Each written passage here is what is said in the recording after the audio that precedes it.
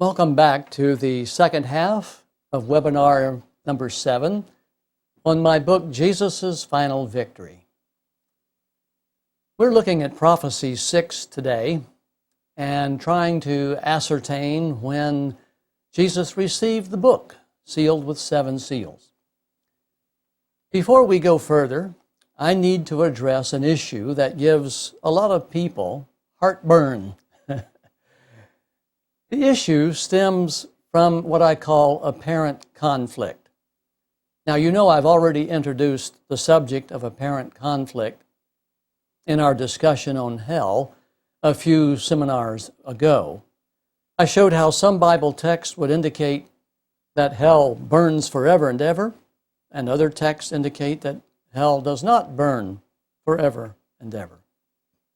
The end result of resolving the apparent conflict is that hell will burn as long as is required until justice is served. So sometimes resolving apparent conflicts takes a little effort, but there's always a pot of gold at the end of the rainbow. I'm going to introduce another type of apparent conflict today by taking this one step further. I want you to consider the following statement. The Apostle Paul, and all of the other Bible writers included, could not possibly understand the book of Daniel because it was sealed up until the time of the end. Remember, Gabriel told Daniel at the end of his vision, "Go your way, Daniel, because the words are closed up and sealed until the time of the end." Because Bible writers could not know what was sealed up in Daniel, a real problem exists. Here's the problem. When God showed Bible writers things about the future, they didn't have any chronology or time scale for organizing these things or for locating or placing them at all. When God showed them things that would take place in the future, Bible writers generally follow the same course of action. They place these events within their own time frame, believing that the matter would come to pass very soon. For example, look at Peter, 1 Peter 4:7. Peter writes, "The end of all things is near." Peter didn't know about the 2,000 years that would be forthcoming. Peter didn't know about that 20 centuries would come and go. He thought that the return of Jesus was going to be quick, very soon, very close, very near. Look at James. The Apostle James, James 5:8 wrote, "You too be patient and stand firm, because the Lord's coming is near." Now, James didn't know anything about 1798. He didn't know anything about the 1,260 years allotted to the little horn power in Daniel 7. If he had known those things, he wouldn't have said this. He didn't know what was sealed up in the book of Daniel. Let's go further back. Let's look at Obadiah, a prophet in the Old Testament. "The day of the Lord is near for all nations. As you have done, it will be done to you. Your deeds will return upon your own head." See, there's the golden rule. As you have done to others, it will be done to you. But Obadiah thought the day of the Lord was near. This is about 700 years before Christ was even born. Look at Joel. Joel 1:15. "Alas for that day, for the day of the Lord is near. It will come like destruction from the Almighty." Joel didn't know about the book of Daniel. He couldn't have known. And watch this. This is a good example. On the day of Pentecost, Peter stood up and boldly made this declaration. Look at what he said. He's talking to the people there at the Feast of Pentecost. He's defending those upon whom the Holy Spirit had descended and they were speaking in a variety of languages. These men are not drunk, as you suppose. It's only 9 o'clock in the morning. No, this is what was spoken by the prophet Joel. In the last days, God says, I will pour out my Spirit on all people. Your sons and daughters will prophesy. Your young men will see visions. Your old men will dream dreams. Peter thought he was living in the last days, and he quotes from Joel. This is what was spoken of by the prophet Joel. Well, guess what, Peter? You didn't have it quite right. This is the same guy who later wrote, the end of all things is near. Now, maybe you think I'm being picky.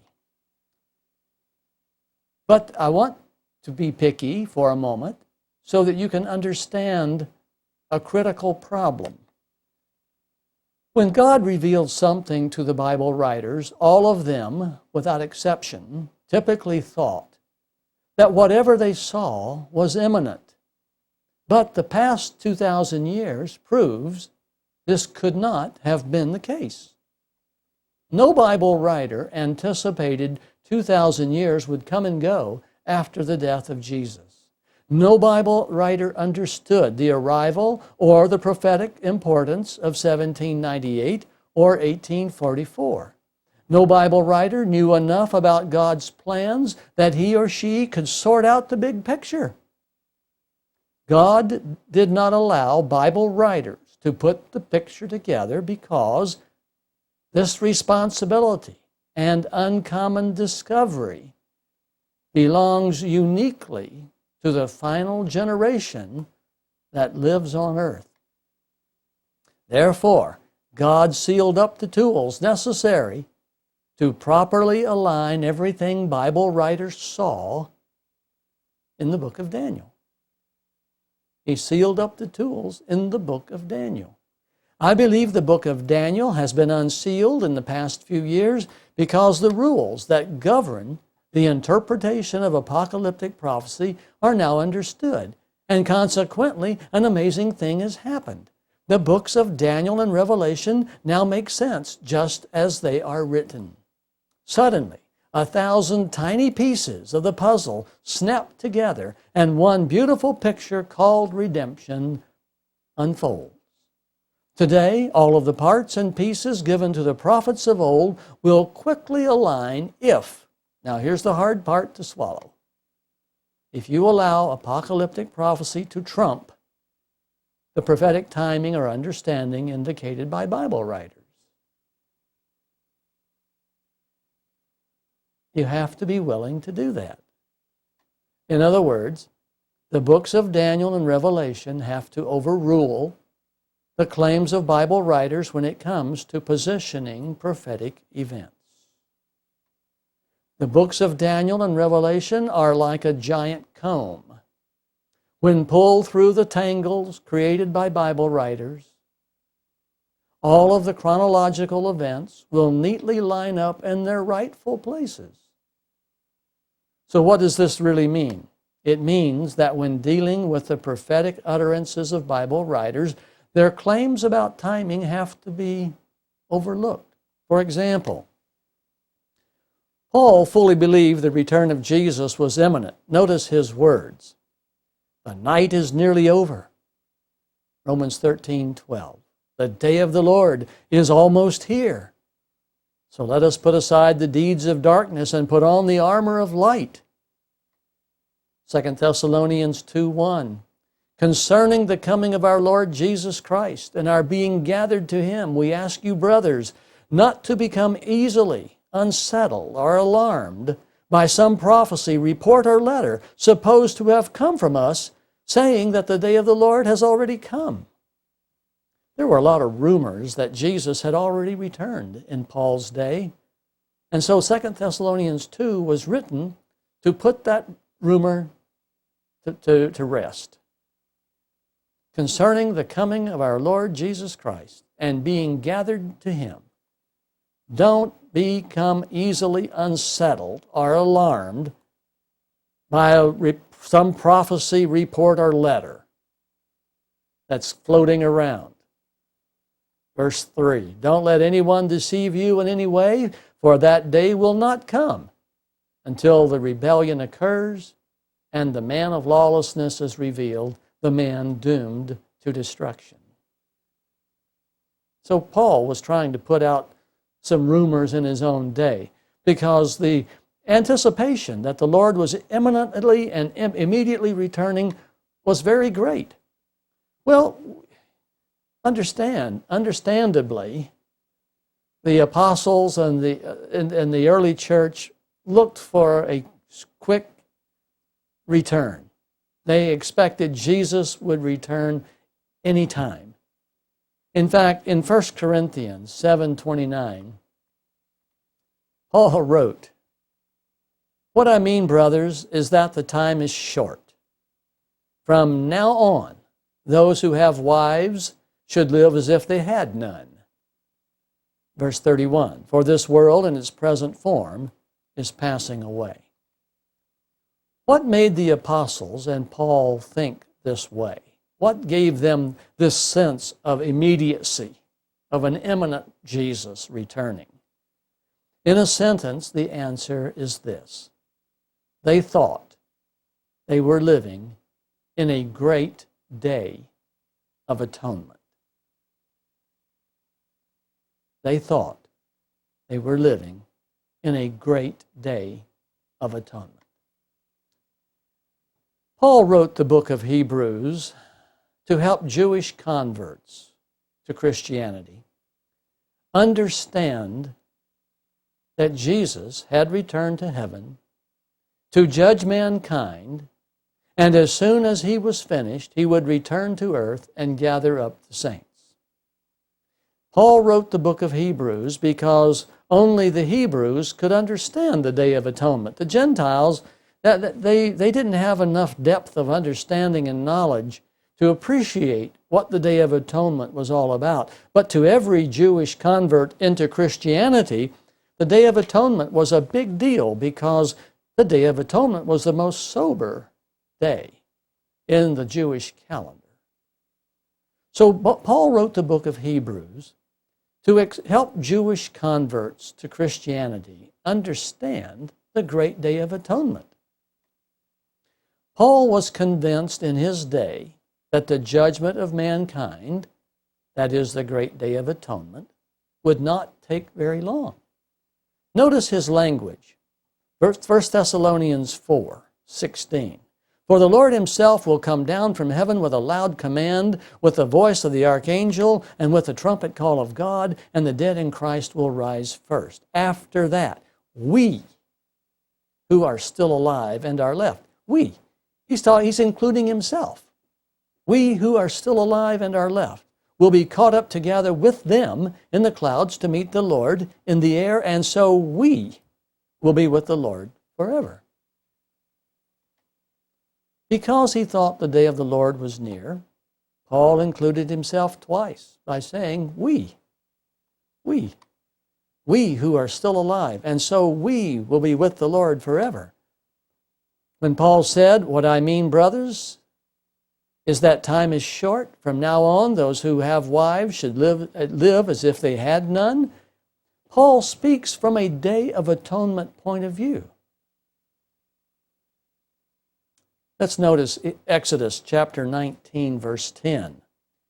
The Lord said to Moses at Mount Sinai, "Go to the people and consecrate them today and tomorrow. Have them wash their clothes and be ready by the third day.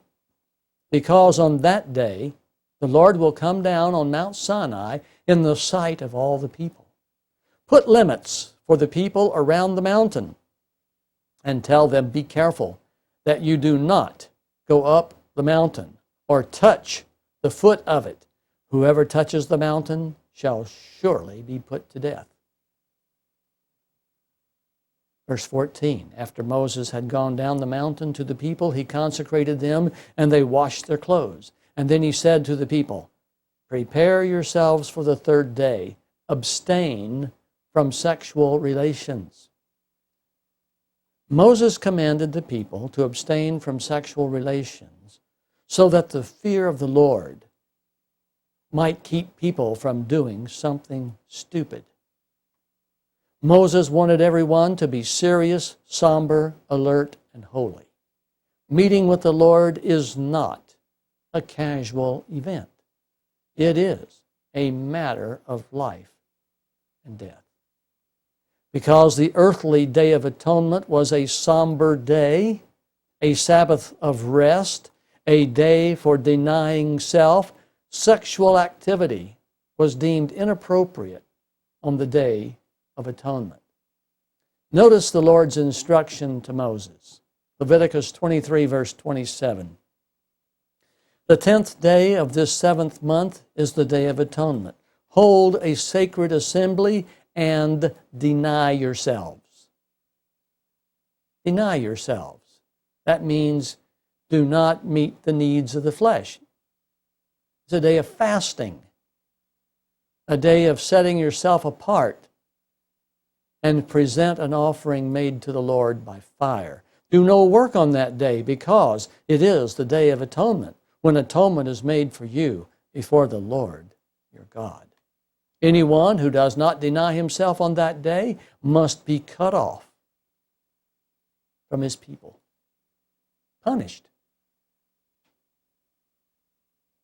excommunicated, removed from the camp, left to die, cut off, deriving no sustenance or substance from Israel. Anyone who defies the importance of the Day of Atonement, who does not deny himself, must be cut off from his people.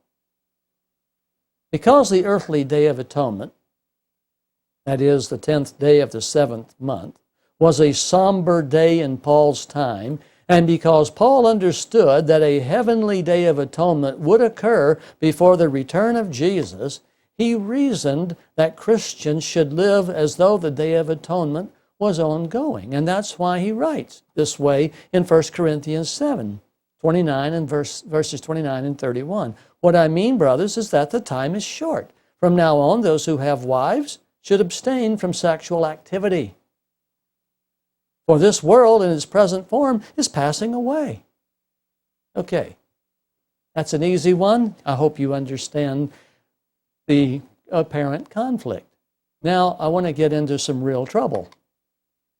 There was no doubt in the mind of the Apostle Paul that Jesus was exalted to the right hand of God shortly after he ascended to heaven. Remember, the book of Hebrews was written by Paul and sent to Jewish converts in Jerusalem because Paul wanted Jewish converts to understand three things. First, Paul wanted Jewish converts to Christianity to understand that Jesus is now our high priest. From the tribe of Judah, we have a high priest, not like the high priest who's from the tribe of Levi. Paul wanted the Jewish converts to understand that Jesus now ministers in the true temple, not the one in Jerusalem, but the one in heaven, built by the Lord's hands. And the third thing that Paul wanted Jewish converts to understand in Jerusalem is that Jesus has entered the most holy place because now is the end of the world.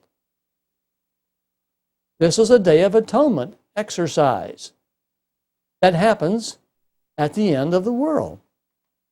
Let's notice some Bible text to prove what I've just explained. Hebrews 1:3, Paul writes, "The Son is the radiance of God's glory and the exact representation of His being, sustaining all things by His powerful word. After He had provided purification for sins, He sat down at the right hand of the Majesty in heaven." So, Paul is convinced Jesus has sat down at the right hand of the Father.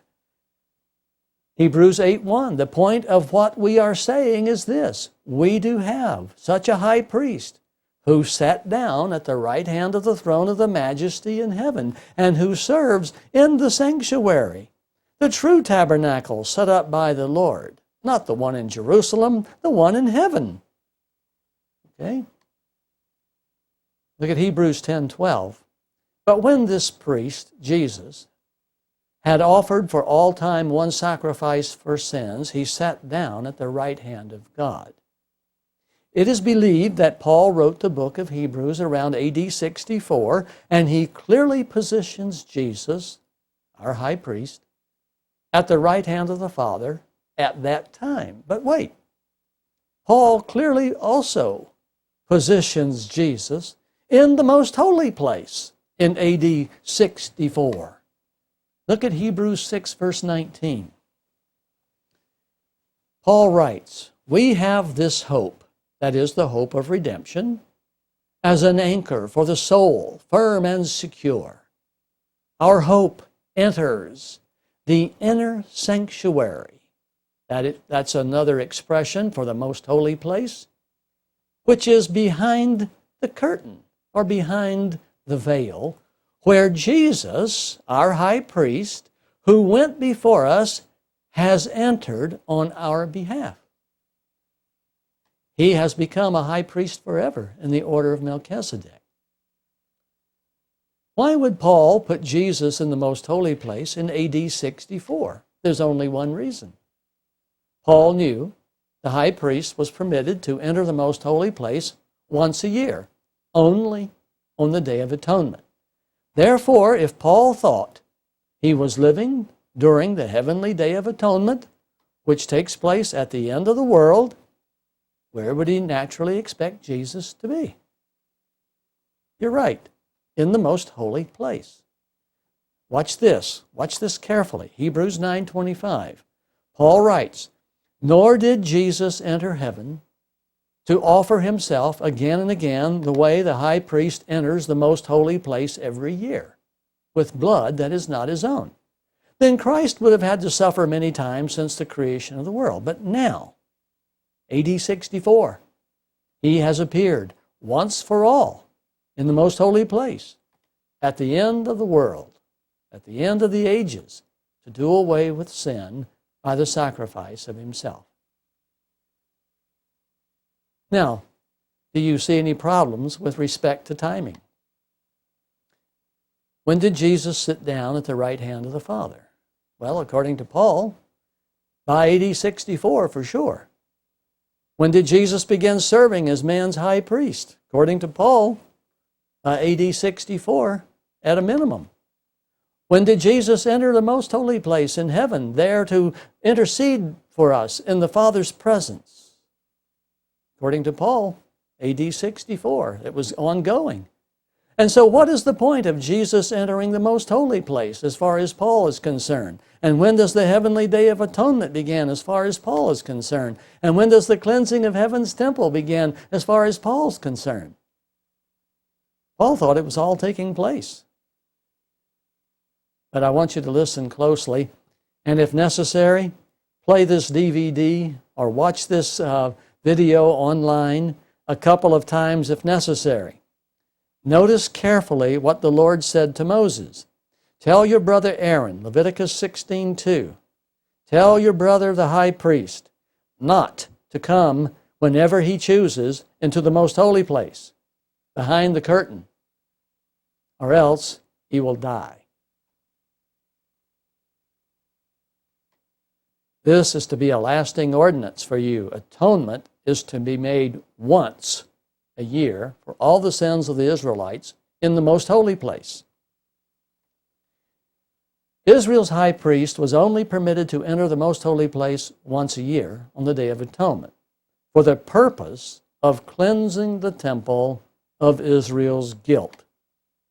The temple needed cleansing each year because the guilt of the Israelites was transferred to the temple via sin offerings throughout the year. Therefore, the temple became contaminated with sin's guilt, and at the end of each religious year, it had to be cleansed before God's temple could be sin-free. Let me show you a couple of pictures. Let's see. I want this other one first. Okay, let me try to explain this to you. Here is the altar burnt offering, which you can see here in the temple. It was out in the front of the courtyard. And when the sinner brought his sacrificial lamb, he confessed his sins on the head of the lamb and the sins of his family members. And then the priest over here handed him a knife, and the sinner, they put the lamb on the altar, and then he cut the lamb's throat with the knife. And as the lamb bled to death, the priest would collect some of the lamb's blood, and through the perfect blood of the lamb, the sinner's guilt was transferred to the horns of the altar. My drawing always leaves something to be desired, but you can see the horns I have them in green here so that you can see them. So the horns on the altar, there were 4 horns, one on each corner, and the record of guilt, the sinner's guilt, was left on the altar. You see, in God's economy, sin is never, ever forgiven. No, sin is never forgiven, but sinners can be forgiven. And so when the sinner's guilt is transferred by perfect blood to the horns of the altar, the sinner leaves the temple a forgiven man. But the temple now is defiled with the guilt that remains here. Okay? Then on the Day of Atonement, God wanted his house, his temple, cleansed, but his altar is contaminated. All the sins of the Israelites who have brought their sacrificial animals have contaminated the temple. So now, on the Day of Atonement, we have a situation where the Father, you can see I've got this big crown on the Father. The Father wants his temple cleansed, wants his house cleansed of sin. Okay, 2 goats were used on the Day of Atonement. And the goats indicate a different order of sacrifice. The 2 goats represent Christ and Satan, who were perfect in their ways until Lucifer rebelled against the Father.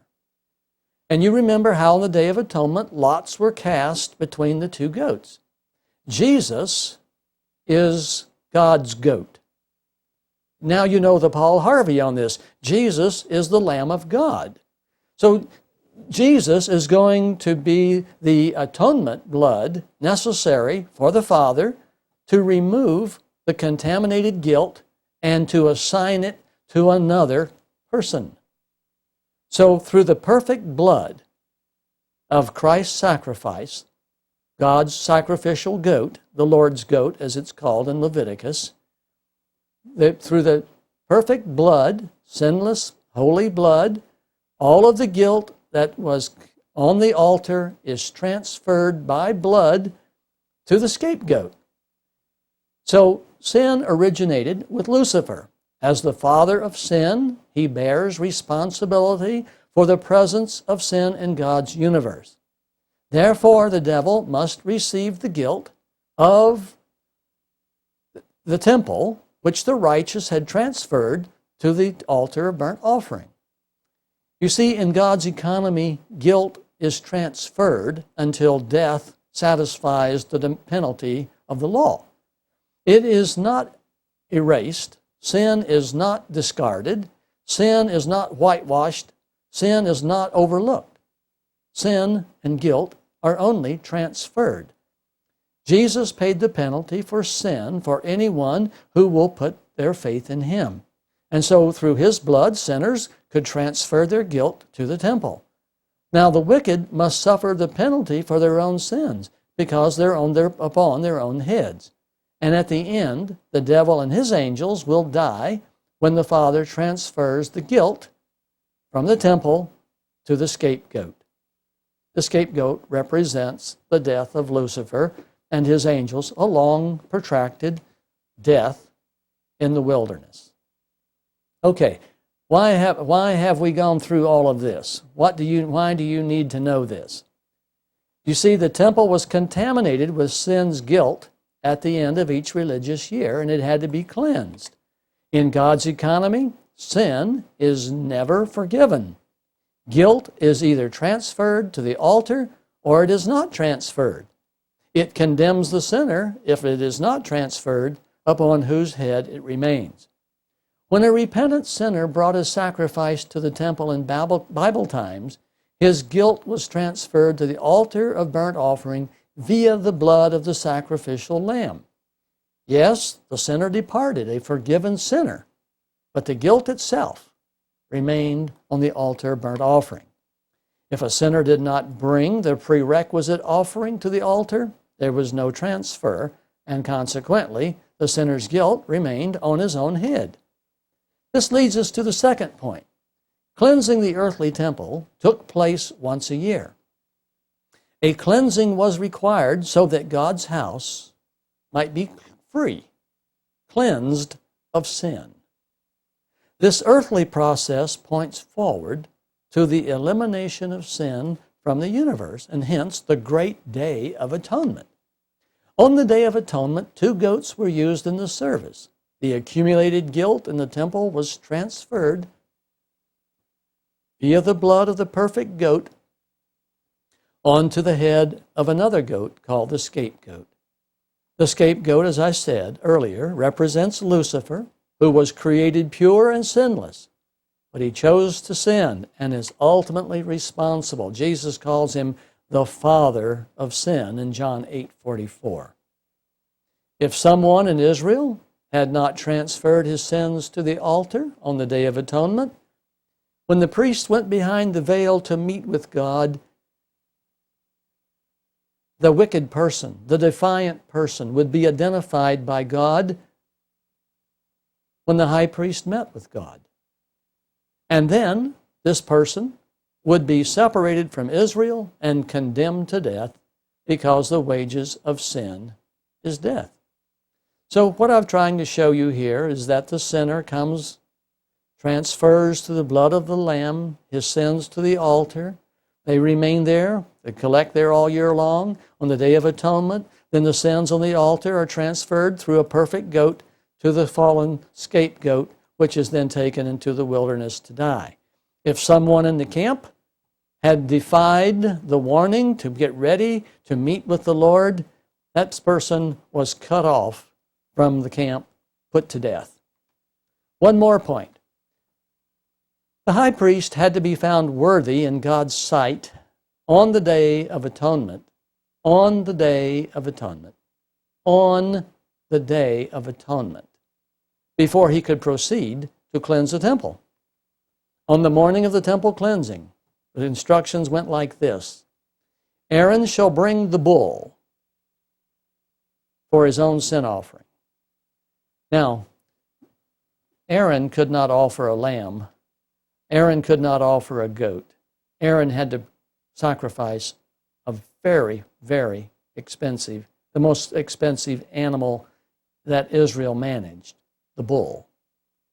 Aaron shall bring the bull for his own sin offering to make atonement for himself and his household, and he is to slaughter the bull for his own sin offering, and then he's to take a censer full of burning coals from the altar before the Lord, and 2 handfuls of finely ground fragrant incense, and take them behind the curtain.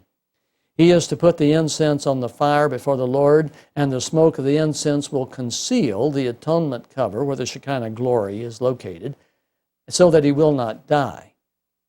The point here is that before God permitted the high priest to cleanse the temple, the high priest had to be found worthy or perfect in God's sight. This was the purpose of the high priest slaughtering a bull and making atonement for himself and his family on the Day of Atonement. Because the earthly temple is a shadow copy of the heavenly temple, Paul tells us there is a Day of Atonement equivalent in heaven's temple. Notice I said Day of Atonement equivalent. Many people are confused about this subject, so we want to notice two important differences between the earthly Day of Atonement and heaven's Day of Atonement. Let me show you a picture. Let's expand this a little, magnify this a little bit, so that you can understand something about this chart. Over here, just a minute here. Let me load up my pen so that I can draw for you. Over here, let's see.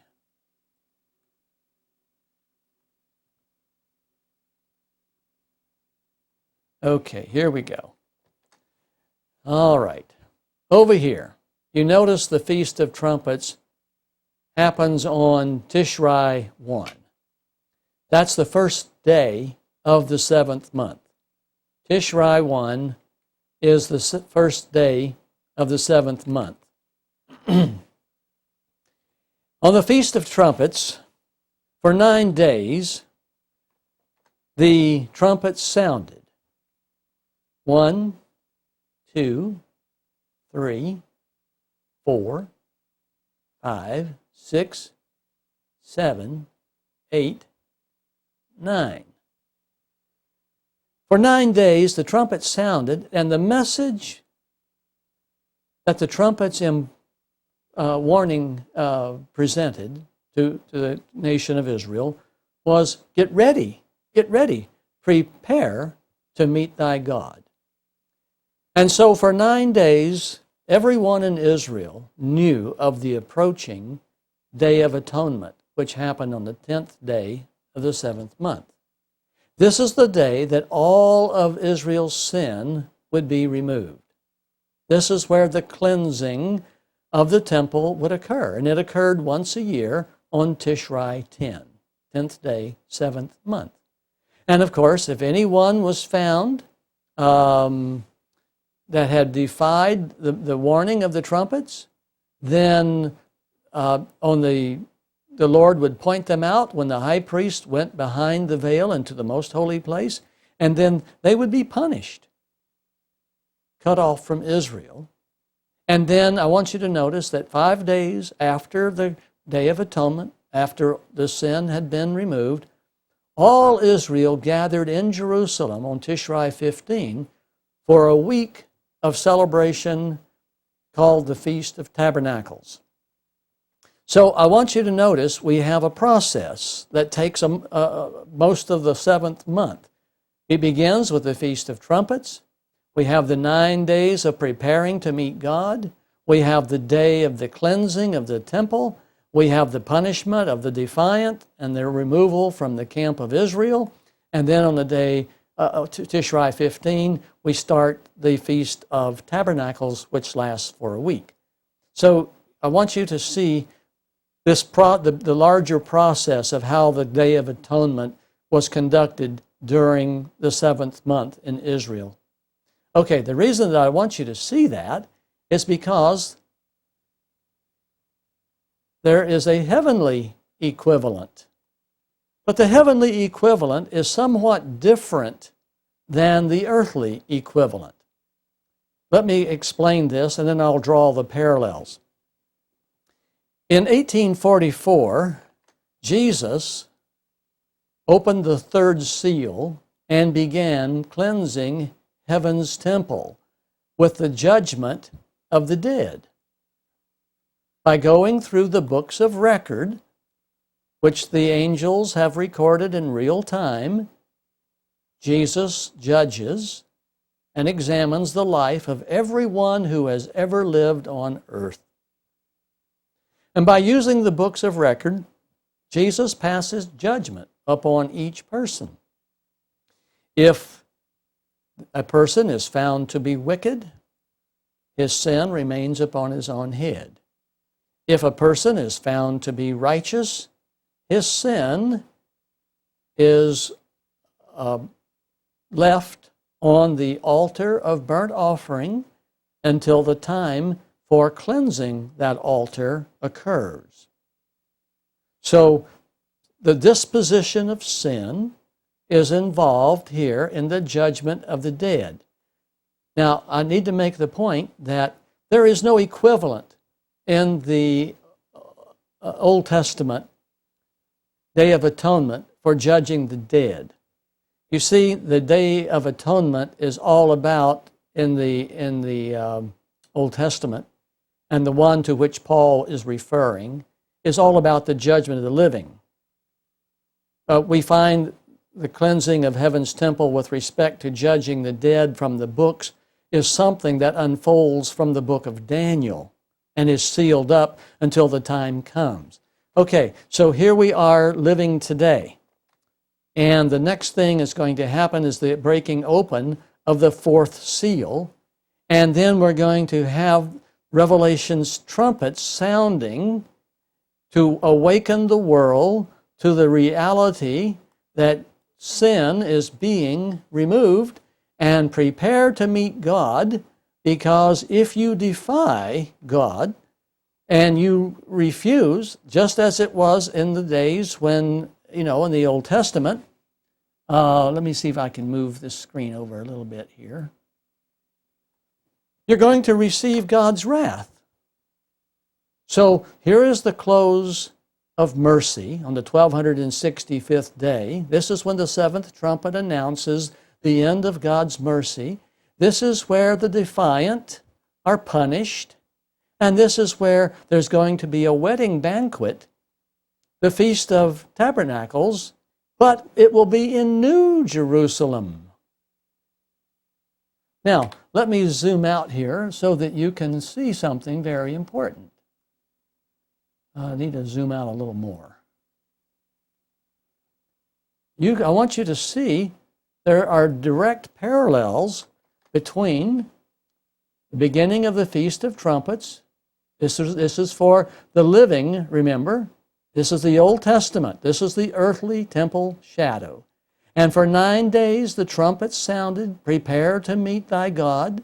And then mercy ended at the Tishrei 9 at sundown on the 9th day. And then the cleansing happened on the 10th day of the 7th month. Then the defiant were punished. And then there was the Feast of Tabernacles in Jerusalem. Well, what I'm trying to show you is the same thing, parallel, works very well. The fourth seal is broken open. The 7 trumpets of Revelation began. Instead of lasting 9 days on an annual basis, this is at the end of the world. The trumpets will last 1260 days. The message is, prepare to meet thy God, O Israel. And then at the 1265th day, we have the day when the altar is finally cleansed. Jesus completes and concludes his services of intercession. Then we have the punishment of the wicked here, the 7 last plagues, or the 7 bowls, as they're called in Revelation. And then we have the great wedding banquet, which follows in New Jerusalem. So I hope you can see how the great Day of Atonement, from an earthly temple and from a heavenly temple, have a lot in common, but the earthly temple has no provision for the judgment of the dead. This part of the story is entirely missing from the Old Testament model, and that's why I said that the Day of Atonement, the earthly shadow, is equivalent in many ways to the heavenly, but there are some very important differences. Now, why is this important? I want to show you one last thing. Between 1831 and 1844, a Baptist preacher by the name of William Miller concluded that the world was coming to an end in 1844. And he proclaimed for 13 years with great enthusiasm and determination to awaken what amounted to the northeastern part of the United States. And Miller concluded that the 7 churches and the 7 seals and the 7 trumpets and the 7 bowls and the 2 witnesses had already happened in history, because the second coming was going to be 1844. So therefore, his conclusion that the end of the world, the purification of earth, which he thought Daniel 8:14 pointed to, what would be the second coming, he put everything in the past, in history past, starting with the ascension of Jesus in the 1st century AD.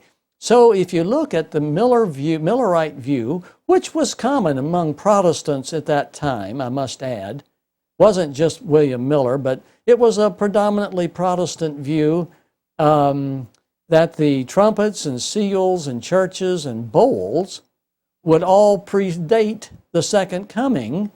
And if you put the second coming at 1844, they all had to be in history past. Well, when the spring of 1844 came and went and Jesus didn't show up, then some of the Millerites made a few little modifications. Basically, they moved the 7 bowls into the future, but that's all.